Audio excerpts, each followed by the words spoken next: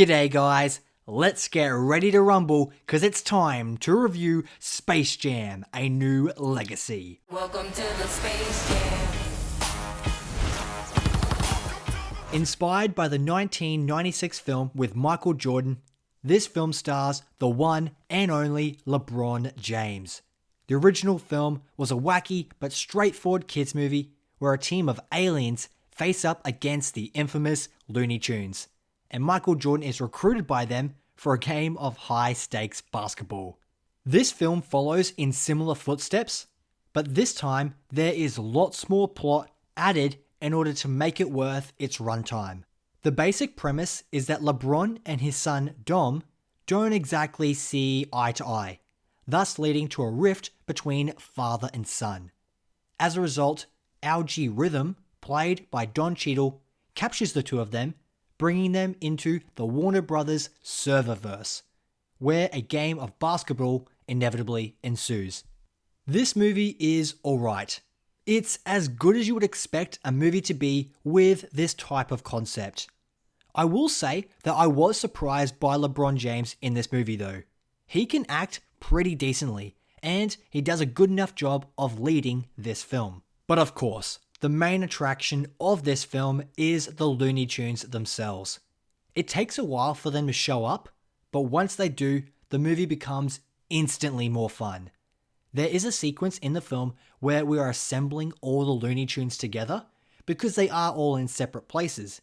And this sequence was not only awesome, but also really clever. And I think they did a great job with all those moments. Now, this movie relies on visual effects obviously, but I think for the most part, they are really good. I would say that 90% of the visual effects on display are clean and comprehensible, and there aren't any moments of sensory overload. However, there is a moment towards the end where Don Cheadle himself becomes a visual effect, and that was god-awful. Don Cheadle himself has his moments in the film, but overall his performance is very inconsistent. There are scenes where he is really charismatic and menacing, and then there are others where he just comes across as goofy and you don't take him seriously. Unlike the original film, which was very self-aware and didn't take itself too seriously, this film still lies in that fun, wacky category, but because there is a key emotional center point of drama for the film between LeBron and his son, I do feel the film sometimes gets tripped up on its own feet, whereby instead of just making a fun movie, they are also including a typical father-son acceptance storyline that holds a bit of emotional weight. And that weight weighs negatively, in my opinion. The plot itself is obviously very contrived.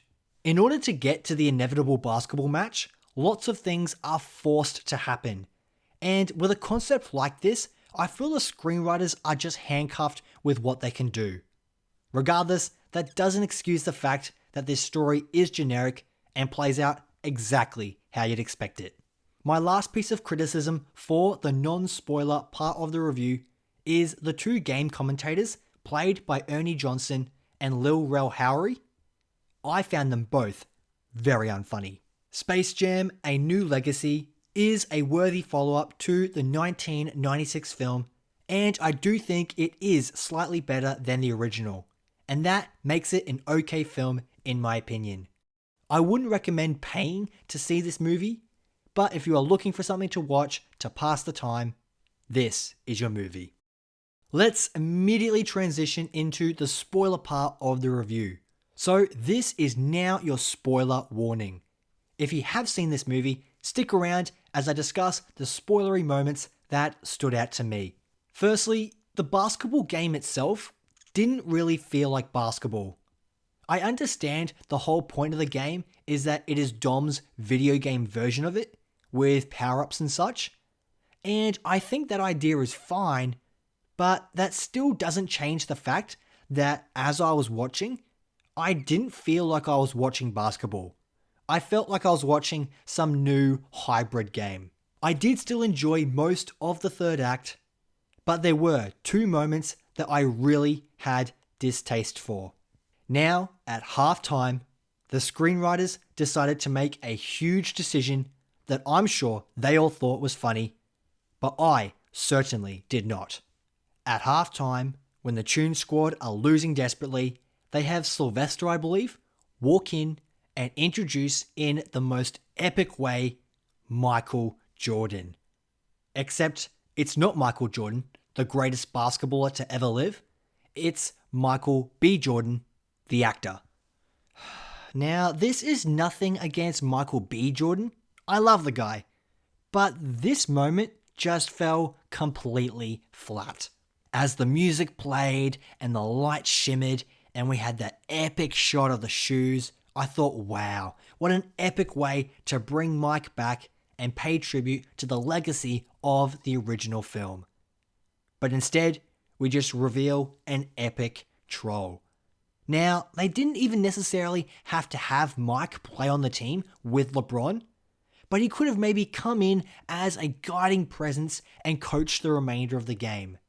There were so many great possibilities, but none of them were fulfilled. And maybe they didn't want to include Michael Jordan because they wanted the spotlight to be on King James.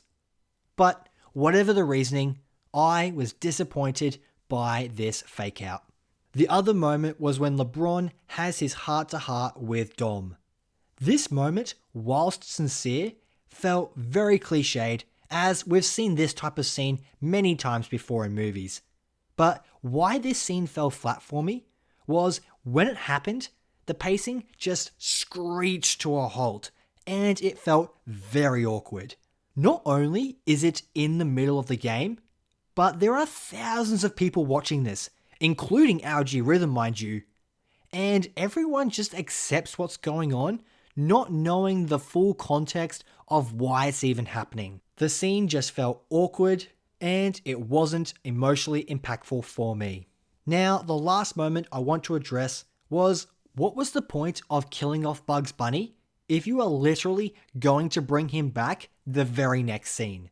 They play this moment out like it's some emotional goodbye and we should be thankful for his sacrifice. But not only was it not emotionally riveting, but it just came across as pointless. A lazy attempt at trying to suck sadness out of the audience. Overall, the film just feels average in almost every way. The plot is generic, the acting is fine, the character drama is what you'd expect, and honestly, it's the Looney Tunes that make this film watchable. There are some good moments that audiences will enjoy, and I myself did. But this isn't a movie with anything new to offer. Instead, it is yet another corporate film where Warner Brothers gets to show off all its cool IP that it owns. Those are my thoughts on Space Jam: A New Legacy. Make sure to hit that like button if you did enjoy this video, and subscribe if you are new around here. That's all, folks.